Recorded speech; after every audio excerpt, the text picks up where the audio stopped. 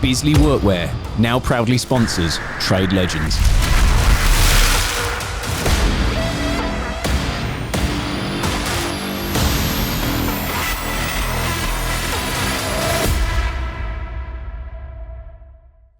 So Dave, we're down at the Trade Legends HQ. We've come together today to have a chat about, well, mental health really, for World Mental Health Day.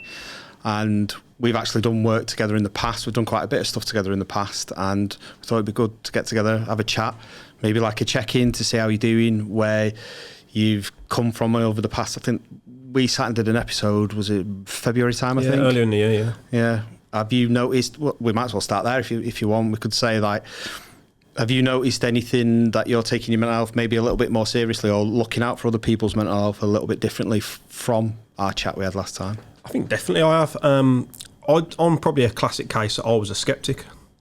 And before obviously seeing some of the stuff that you'd done online and speaking to you and seeing sort of it more publicised, I was probably one of those people that would have been a critic of people talking about it or associating it sometimes with attention seeking or people associating that as a sort of a cop-out of a way of dealing with things. And it's only through the last sort of 18 months since we've been talking that I've fully realised the impact of what's going on upstairs and how it's actually affecting your mood, how it's affecting your day to day. And yeah, I've definitely made some big changes. I mean, I've made some really big changes recently. I was struggling a little while back with some stuff that went on at work, and it really affected me. I did not sleep, and I couldn't sort of focus on what I needed to do, so I carried on for too long doing what I shouldn't have been doing.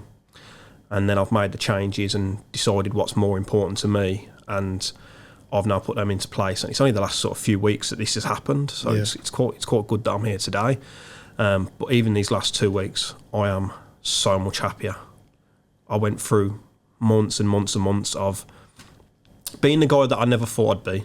I never thought I'd be the guy who didn't get up ready for work and look forward to what he was doing.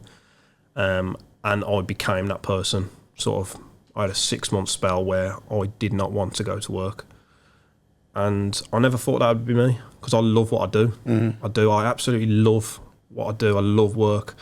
I love the freedom that's involved with it, and the sort of management side of things was really getting me down. So I've just cut all that out. I've cut out all the stuff that was making me unhappy.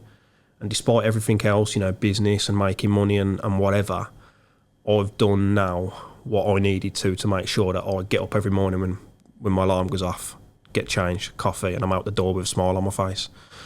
So yeah, I've seen some big changes in the last year, mate, since we last sat down. Yeah, well, it's great that you're actually putting yourself first and taking it that little bit more seriously.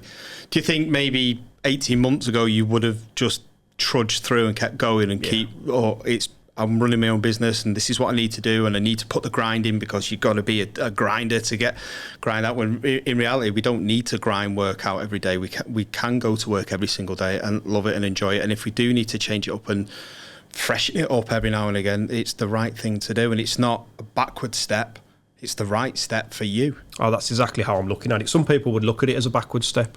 I mean, I've cut my team right down from what we were to just 2 guys now, just me and the one apprentice. And I'm just managing my time every day. The amount of extra work that I had to do and the running round meant that I had no life outside of things. Outside of work, I had no life. I was doing 6 days a week, flat out on the tools, long days. And then that 7th day, I was spending it doing paperwork. Yeah. And I wasn't seeing my kids. I wasn't spending any time with my family. And it took some harsh words being said to me for me to actually wake up and realise what was going on. Because I think you can end up in a rut and you can end up in that place where you just keep going day to day, not realising the effects of what's happening, because all you can see is you've got to get that done for that then to happen, and it continuing on and on and on. And all of a sudden I blinked and months had passed when I just realised, I genuinely, I was not asleep. I could not switch off. Couldn't switch off at all. I was waking up an hour and a half before my alarm goes off and then thinking about all the stuff that was making me unhappy and all the stuff that I didn't want to get up for. Yeah. It was, It's no good when it starts to take over your life and totally consume your life, because then you fall into this, vicious circle of misery, and then you start to resent your job and resent what's going on in your life, and you think, what's the point? Why am I doing this? Because a lot of people that I speak to now, I say to people, if you're going to start working for yourself, you need to understand why you want to work for yourself. If you want to go out and make loads of money, if your goal is to have Lamborghinis on the drive and all that, absolutely go for it. But what you've got to realise is what you've got to sacrifice to get to that point. And I think you've got to the point that you were realising that what you work for, your family and your home life, was being sacrificed for work life. And sometimes you can't see the wood for the trees because you're in that moment all the time, and you think, well, I've got to do this, and because we all get that busy, and it can consume you. And like you said, you've had that moment now where it's give you that shock and your realisation, and you've done something positive about it instead of going down the path of, well, it's just the way I am. This is just the way life is. This is just what we've got to do. You've made them positive changes, and if you look a lot better for it as well. I think a couple of times we've met up outside work, and you look like you could fall asleep on a washing line. Ragged, mate. Yeah, I really did. I know it. I know that. I feel so much better now. I feel like a huge weight's been lifted off me. I really do. And like I said, it took some harsh words being said to me for me to actually snap out of it and realise, when you're told that your kids won't recognise you. Yeah. Do you know what I mean? That's a serious thing, and it is. I love my kids, and I love the smiles on the face when I get home. But yesterday, I finished work and I was home for 3:45. Yeah. 4:45. Like, do you know what I mean? I had the whole evening with my kids. Yeah. And I'm getting home. I'm making my biggest thing at the moment is I'm trying to make sure that I don't work weekends at all. Yeah. And that even includes the paperwork day. And because you're at home, you're doing paperwork, you're still locked away. Yeah. You're still locked away because I can't concentrate. The kids are running around and jumping on me. So you do lock yourself away. You can get raggedy as well if you're trying to concentrate on something and they're coming in, and then they'll be like, oh, dad, do you want your attention? And then I do it with my kids all the time. I'll snap at them and think, I shouldn't have done that. I'm sorry. And it's little things like that. And now that you're making that time and putting that time in, because we always used to find time to fit another job in, don't we? Somebody will ring you up, can you come and repoint this, or can you put a worktop on for me, or whatever it might be. Yeah, I could squeeze that in on my way home or whatever. We always seem to find time for other people and bits of businesses, but we never find time for ourselves. And that's what you're doing now. You're finding time for yourself and your family, which will make you a better. And ultimately, have you noticed you're more efficient at work as well? Massively. And getting jobs done and eating through the work? And my targets are really different now. Yeah. And just consolidating what I'd got and shrinking things down to the smaller team now. My diary's so much more organised because I haven't got to try and do a full day as well as the racing around, making sure that job's all right, having a customer meeting there, sorting out the materials for that one. And so it means that when I'm at work now, doing what I am good at, I haven't got to think about anything else. I haven't got to think about rushing off and going and doing other things, or thinking about needing to order something for a job that's next week that somebody else is going to be doing. And those things just really, really took a toll on me. I'd go home every day, and no matter what time I got back, I'd be there, and I'd literally flip open the iPad, source materials for the next thing for that job or the next thing for that job. And I was just completely consumed by it, mate. I really was. And, people will stand there and they'll look at it and they'll think that I've took a backward step, right? But whatever they want to call it, whatever it wants to be labelled, mate, I'm so much happier for it. Like, I know I can still make a great living. Yeah. I can make a great living, and the business is it's getting back to a stage where I can get it healthy and stuff again, and but I also look at the way that the industry's still really busy, I think, and there's all these talks of the possible recession and whatever. I'm still not seeing the signs of it. Jobs are booking, and the beauty of it now is I've got the freedom again now to book the jobs that I want to do, not the jobs that I have to do to make sure that the team's busy. Yeah.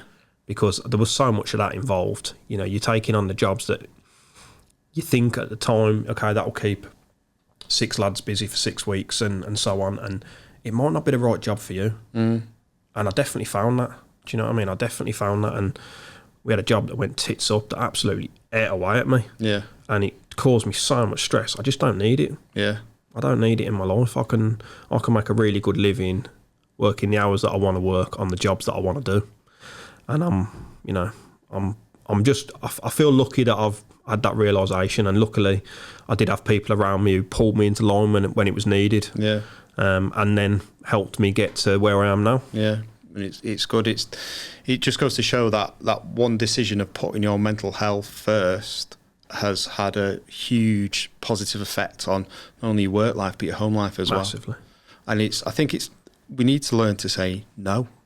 It's not a bad thing to say no to people, but if you're saying no and you're putting yourself first and looking after your mental health and your physical health both at the same time, it's just a better way of doing it. And once people get it in the head that to work for yourself, you don't have to have the flash cars and things like that. It is a lifestyle and a way of life, and putting yourself first is ultimately the most important, because you are the most important tool that you have within your toolkit. Because if you're not 100%, it doesn't matter what jobs or what kit you've got, it's not going to be the right job. You're not going to do the right job to your full potential. And looking after the old noggin upstairs, it is the way forward. And like you said, there's been a massive change over the past 18 months that people are actually okay to talk about the mental health and put it first and bring it to the forefront of everybody's mind. There's people now on social media where they'll come in the van and they'll sit and talk and say, I'm having a crap day today. I'm really struggling with this, whether it's money side of things, or whether a couple of weeks ago it was the labour shortage, or whether it was whatever was troubling those people today. They are having the confidence to sit in front of the camera, put it out in the public domain and say, I'm struggling here. I need a bit of help and support. And I know definitely 18 months ago that wouldn't have happened. And I put a post out the other day about what's going on in my life with my mum and what's going on with my mum, and the messages and the DMs and the WhatsApps and the comments on it have just absolutely blown me away. It's just unbelievable that we're all coming together as a community to help and support each other and look after each other ultimately. And I know 18 months ago, if I put something on like that, people might have just put, oh, sorry to hear your loss. Whereas people like opening up to me, I've had video messages of people saying that they're going through exactly the same thing. And it's nice to know that we can talk about it together, because it all helps part of, whereas the grieving process for me for losing my mum, I feel like I'm doing it with all the people that I've got around me now. And it's just phenomenal. And it's great to be part of. It really is great to be part of. Yeah, the community aspect of it now is really, really good. And like you said, it's becoming so much more inclusive. It's now, we're at the stage where it's the opposite of how it was. I would have been a classic case of a skeptic, Rob. I really would have. I would have been that person that blew it all off and been like, what do you mean, your mental health and things like that? And people use that as an excuse and a shadow, because that's the way that I always sort of saw those things. And I'm not ashamed to say that. Like, that's the way I envisage these things. And now, I spoke about my recent stuff on my Instagram and on my stories and stuff like that. Like you said, the amount of support that you get from people, and you realise that we're all in the same boat together. And the other thing that I'm noticing as well is more people are saying the same sorts of things, that, you know, they are struggling, but they're okay now because they've had this support. And I think it's really, really good to see. Good to see. And it's great to know that there's people like the Lighthouse that are out there that can, if you feel like a little bit more support and a little bit more of a professional support, there's people there that can give you that there with the helpline 24 hours a day, text service or app. It's available to everybody, but not only you, but your immediate family as well, and they can get that help and support with, like you were struggling about sleeping. They have sleep coaches that work for them. So you could be 3 o'clock in the morning thinking, I need to be up in 2 hours, but I need to get a bit of sleep. Give them a call. There's people there to help and support you, and it's all completely free as well to use. And we are definitely, I think this is the beginning of a big change within our industry, because if you think, I mean, I've been doing it since 2000. I joined the industry, and you used to be able to smoke on site. You used to be able to work off wooden ladders and all these sort of things, and they've slowly brought them in because, well, there's been accidents and people have died because they've had accidents on site. So there's been a massive change in the culture with the safety side of things, and I think we're now at the tipping point where there's a change within the culture on the mental health side of things. Because like when I was at my lowest point and I was running these big sites, I was putting people to work. I could have been putting them to work in the unsafe way. And ultimately I was risking their life because I wasn't looking after my own mental health, then going out putting them to work, that I could have put them to work in an unsafe environment, and it ultimately would have come back to me. And it was all feeding into that vicious circle. And people are realising now that people aren't playing on it, and it does really happen. And like you say, a lot of people say to me, yeah, but how do I know when somebody's taking the mick here and pulling my legs? Well, the people that are usually struggling the most will say nothing. They'll say the least, but you will see changes in them. I mean, for me, I didn't look after myself physically. I wasn't getting my hair cut as regular. I was just doing the bare minimum. I wasn't eating. And then when I was eating, I just eat crap all the time, not looking after myself that way. And I threw myself into work. I was at work all the time rather than having that separation and things like that. Some people go down the drug and alcohol route. Some people go down the sports route, over-exercising and things like that. If you start to notice little changes within people, within your teams or within yourself, these might be little alarm bells to say something's not quite right. Someone needs help. Let's ask a question. Let's see if they're okay. And it is, are you okay? And it's so easy done. Get someone on their own. Just have a quiet word and reach out, whether it's online or whether it's someone that you're around every day. I mean, even little things like, that. I think the beauty of it is definitely online. I'm seeing the real positive changes. Yeah. I mean, I don't work on big sites, so I don't really know what their sort of procedures are, and I don't know how much they're still willing to, accept these things. But a couple of days ago, I had a cold because kids are back at school, so they're bringing snot home. And I said, the kids, I said it on my story in the morning, kids are giving me a cold again. And someone messaged me, right, and said, you might be run down, you might be doing too much. Make sure you take it easy. Yeah. And I thought, they've even gone as far to say that it might not be the kids or whatever. And it was. Little germ machines on it. But it was one of them things that I just thought, that's a nice reach out, that is. It's unprompted as far as I was concerned. It was completely unprompted. And I think that's sort of, there's lots of people out there now who are getting the message that yourself and the Lighthouse Club and whatever are really, really spreading. So more of the same. Yeah, hopefully it continues to get that way, and people are putting two and two together, exactly like you said there, that if you are like run down a little bit, and it might not be necessarily the kids, it might be because you're doing too much, or you're getting to that burnout point and you feel like you can't do any more, and you're stressing yourself out over the littlest things. I mean, a little tip that I always give people is, like you were saying before, that you get home from work and you're sitting there and you're worrying about worrying, because you're worrying, you've got to remember everything, and 15 jobs on the go, or 15 guys on the go, whatever it is. I tell people to do a brain dump.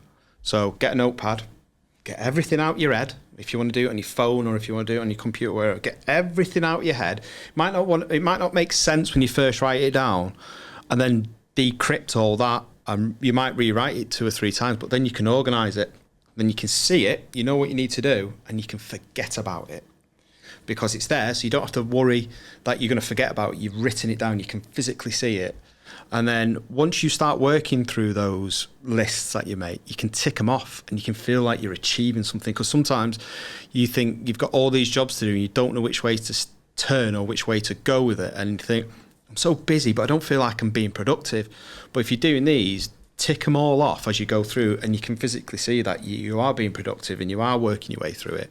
And that frees your mind to think and concentrate about the task that's in hand that you're doing now. So you might be hanging a door, but you might be thinking about a driveway that you've got to do work on in 4 weeks' time. Have I got everything in line for that? And it just allows you to have that little bit of freedom in your mind to rest as well, because your mind is, although it's the most complex muscle in your body, it's still a muscle. And if you're at the gym doing bicep curls constantly, your biceps will be tired and become weak. And that in your mind's exactly the same. You can make your mind very, very tired. So I used to go off and do tasks where I wouldn't have to think about what I was doing, sweeping floors, cleaning up, going washing the van, or whatever it might be. And I'd be doing a task and my mind would be having a rest, but I can see I'm achieving something at the same time. It's funny that you say it like that, because I actually remember over the last sort of 6 months, the jobs that I enjoyed the most, and I remember coming home and actually saying, I've had a good day today, were the jobs when I was doing something so like simple that I didn't have to think about it. So if I was digging a foundation trench or something like that, right, hand dig this trench. I've absolutely knackered my body out, Yeah. but I haven't had to use my brain at all. I haven't had to use my mind. Haven't had to think about it. And I've said, I've had a good day today because I haven't had to think about anything. Yeah. And it's quite strange that you actually put it into words. Then all of a sudden, it brings it back, and you think, actually, that makes a lot of sense. Yeah.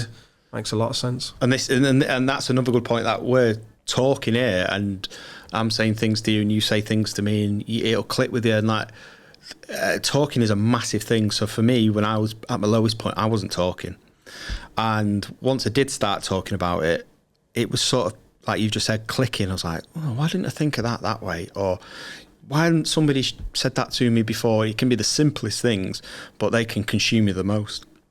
Yeah, I count myself very lucky, to be honest, mate, because when I was going through my stuff a couple of months ago, I did sort of come offline.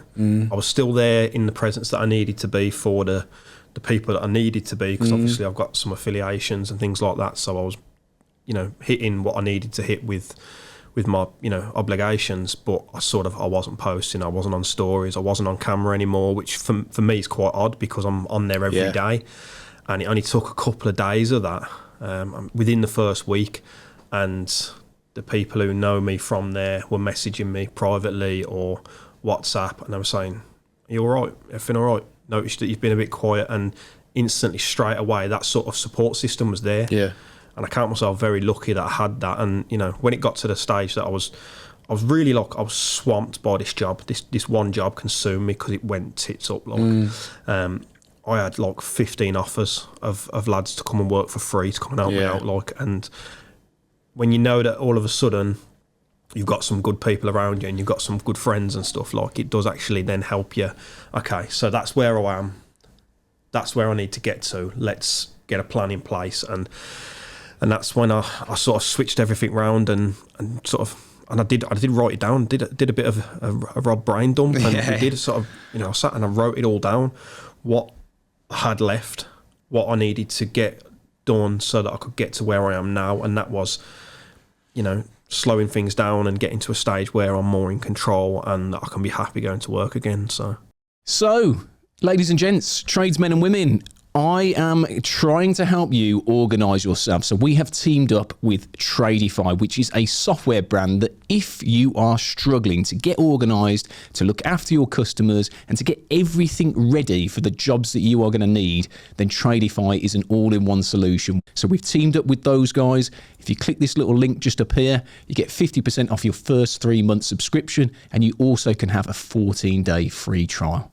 Yeah, definitely. And I think a few skeptic people have said to me that, well, you're just turning everybody into a snowflake. I'm like, I'm absolutely not. I'm trying to teach people resilience for situations like that, because as we know, when you do jobs, to get a job over the line, the last 10% is the hardest 10% out of the whole job, and you need that resilience and that bit of grit to get you over the line. And if you're in a good place mentally, you can take it in your stride, and if there is a few more bumps in the road, if you're looking after yourself, you're in a good place to do that and overcome those situations and keep yourself going and get them jobs over the line so you can move on to the next one and do it all again. Yeah, that's it. And it's just great to be part of a community or an industry that are putting it forward. We have horrendous figures within the industry that 2 construction workers a day across the industry are taking their own life. But at the same time, hopefully we can start to bring those figures down, and having open conversations like we're having now is definitely the beginning of it. And hopefully somebody watching this somewhere, it might trigger something with them to think, I need a bit of help here and a bit of support, and that help and support is out there for people, and you'll probably find people within your own community will start to provide that for you, and ultimately you can help the people that you work with as well and pay that back or pay it forward, however you want to say it. And it's just so refreshing to be part of. It is, because those numbers are still really scary. Massively scary. 2 a day it's shocking. It's the sort of number when you tell people, they don't believe you. Yeah. They don't believe you, and because it's not anywhere in mainstream media that it's talked about. I mean, apart from that, maybe that 1 day a year or that 1 week a year, and even then, it's sort of brushed over.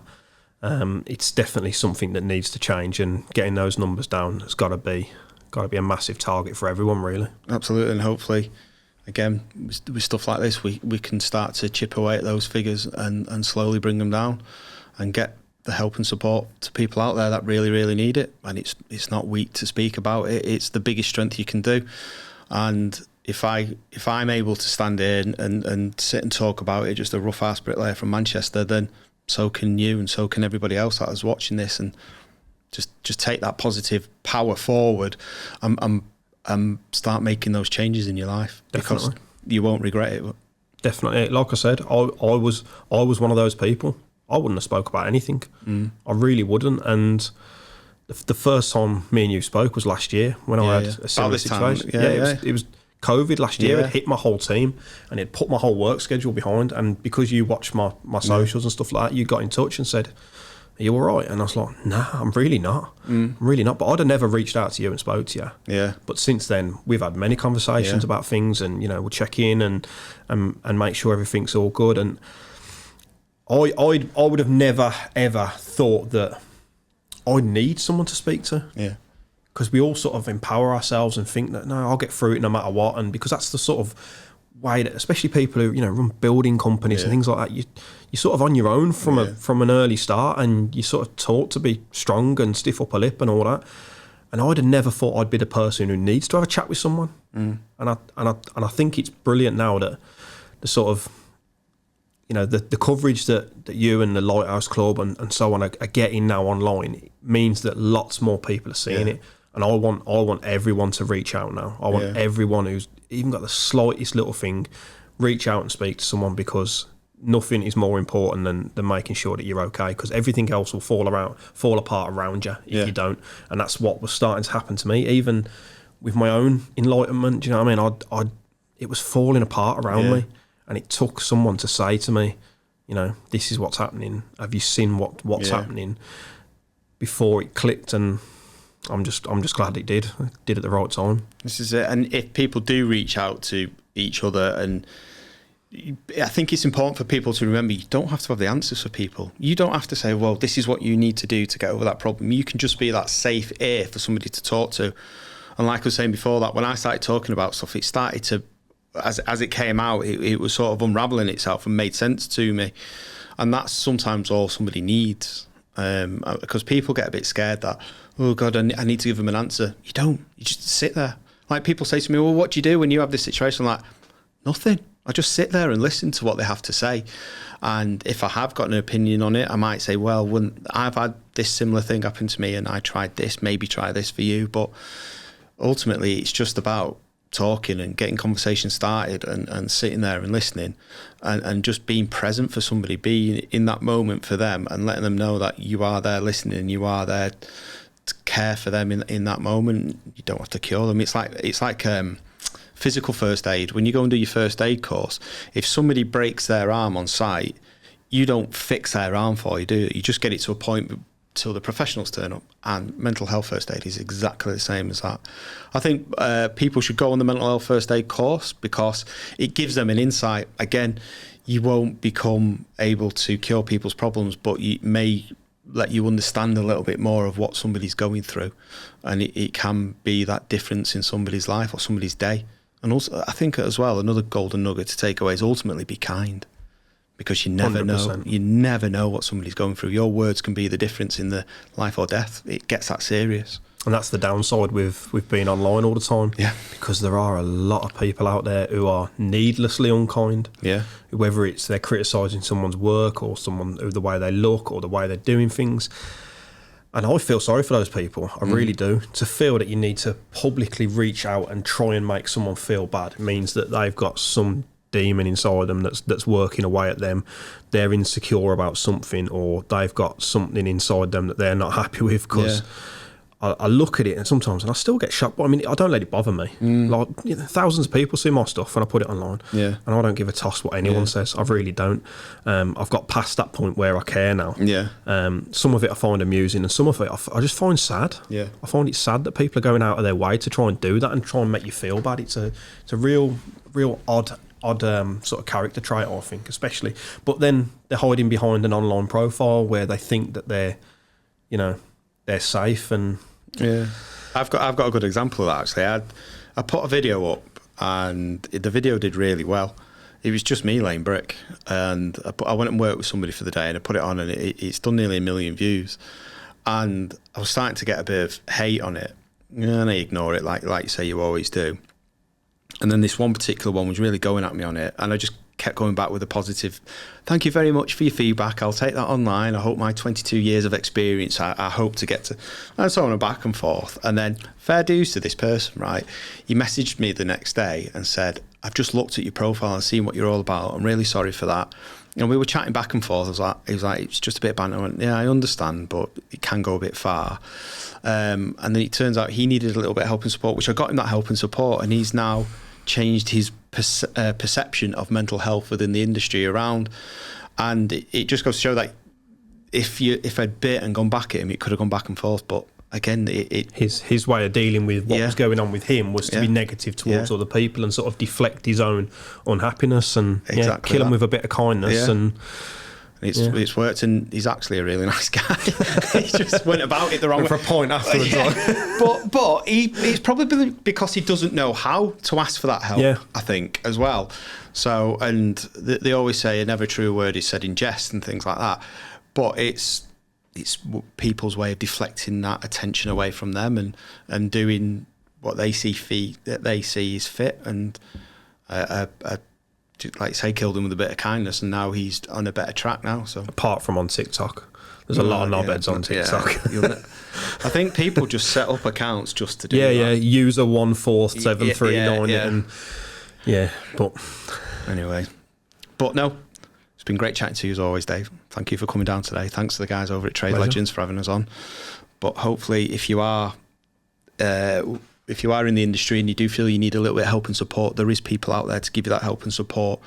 And if you do need that, all the details will be in the description below, I'm sure, or it might be on a pop-up. Depends how good they are and technical they are with stuff. I can't do that with my podcast, but no, honestly, no matter how deep or how dark the situation you're in, how much debt you're in, how much whatever it is, it always gets better. And there are people out there that can help you get back to where you want to be, a better version of you, and you can go out and smash it and achieve whatever you want to achieve. So thank you very much. Look after yourself. I'll speak to you all soon. There you go. Perfect. It's good, isn't it? Now might be replaced. Oh. No, that was good. That seemed pretty. Yeah, good. It was about 40 minutes out, something like that. It was about half an hour. I think we started quarter to. Yeah, just over 30 minutes. Yeah, perfect. That's perfect. Yeah. Well, good. Well done, Dave. Happy days, man. Well, thank you for chatting.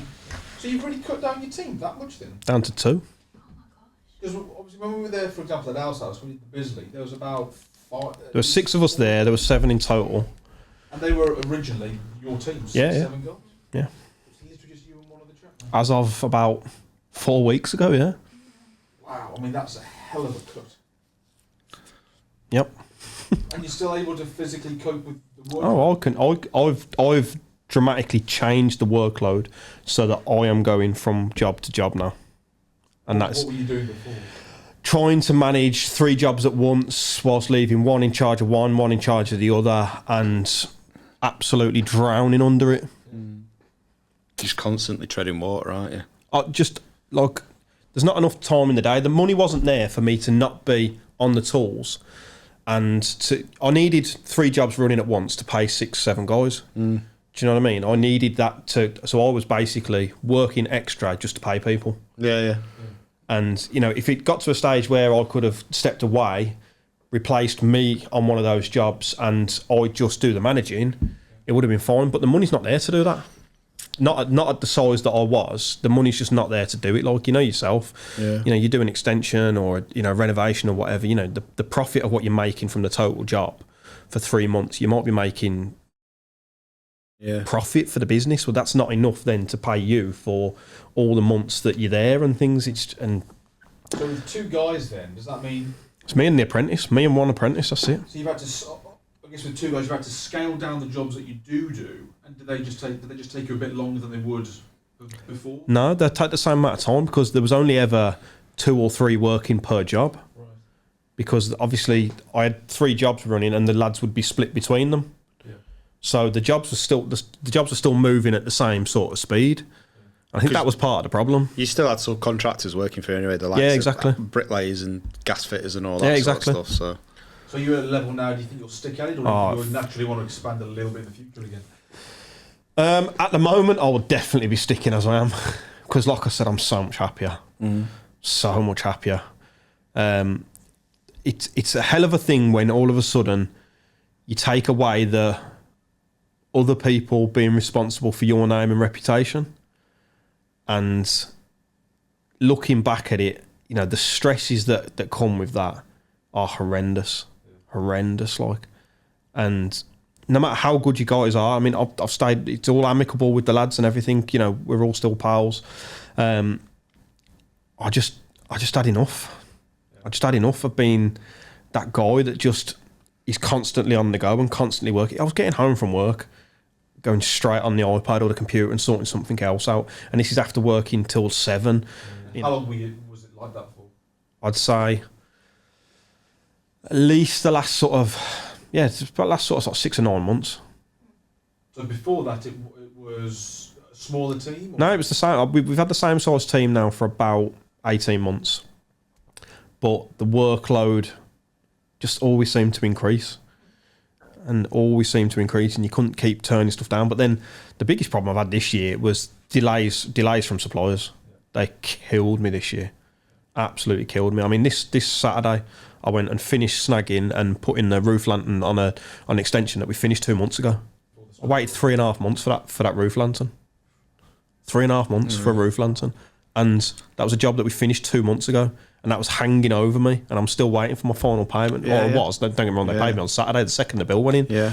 Amazing clients, like really patient, because they had a sheet of ply covering up the bloody roof of the kitchen for an extra like 2 months.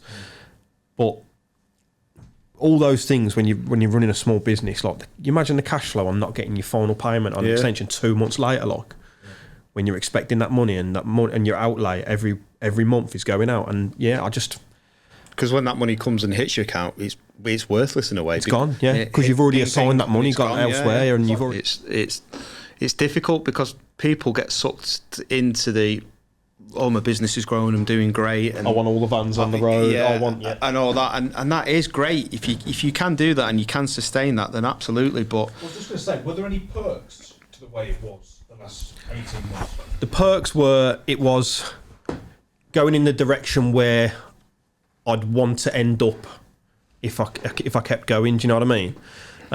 But I look at that now and I think maybe my perception was a bit warped, and the idea of now having 10 vans on the road absolutely terrifies me. And I think people as well need to understand that if you do run a business, you can't do everything yourself, and you need to bring in the people that do have the skill set to do that. But it's a difficult line to balance on, because it's right, well, I've got to go out and make like you were saying before, make a wage to pay them to bring it in, and it is a long game, and it doesn't happen overnight. No, it doesn't. And I just got to the stage where I couldn't make it work anymore the way I was. I really couldn't. I would have needed some serious investment to push past there to then be able to get it how I want it and to be efficient. So I guess you can appreciate when Bob talks about these, 2 people a week, find it too much and they do stupid things. You can appreciate how you can get pushed. I was in a very dark place 8 weeks ago, like a very dark place. Yeah, it took a real. I mean, was that like a moment? Yeah, or was that just massively? That was a moment in amongst the shitstorm that was happening. That's another thing that people don't realise as well, that it's the people that your friends and family and your spouses that have to live with you. If you're struggling with your mental health, and they are fortunate enough to be quite strong with the mental health side of things, you're putting a lot of pressure on them as well, and they've got to live with it. And no doubt our wives could sit here and have the same conversation about the shit that you're putting through. We were horrible, yeah. I was a horrible person. I never really changed at work and stuff like that, because I had a philosophy of I never scream and shout and stuff like that at work, because I think if you do that you just lose people.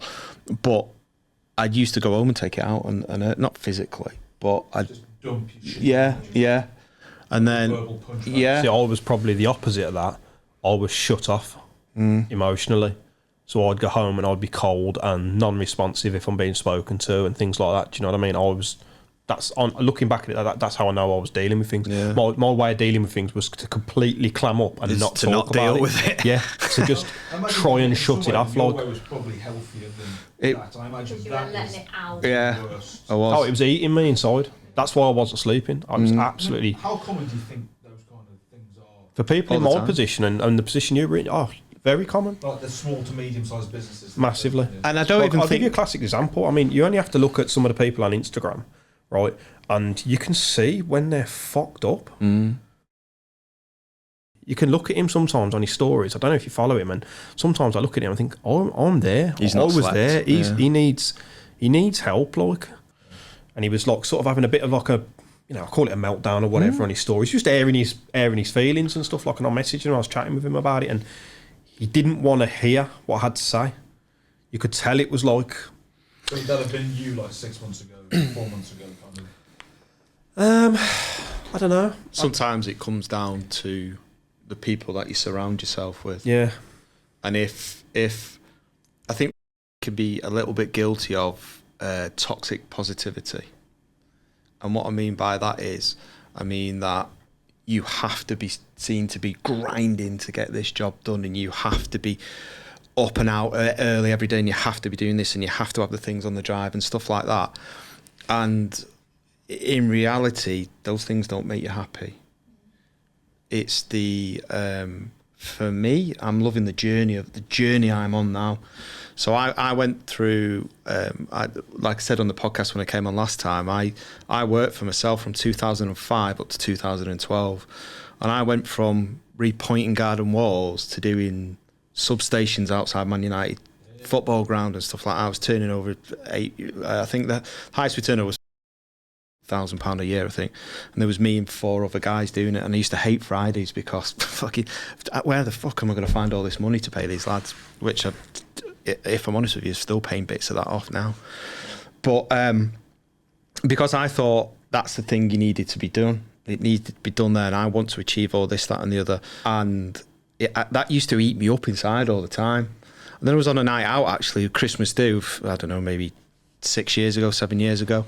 And I was speaking to a guy that my boss does work with, and he says, you're bitter about that. I'm like, yeah, no, I've lost all that money. He went, no, think of it this way. Think of it as an education. Would you ever let yourself get to that position again? I said, well, no, I wouldn't, no.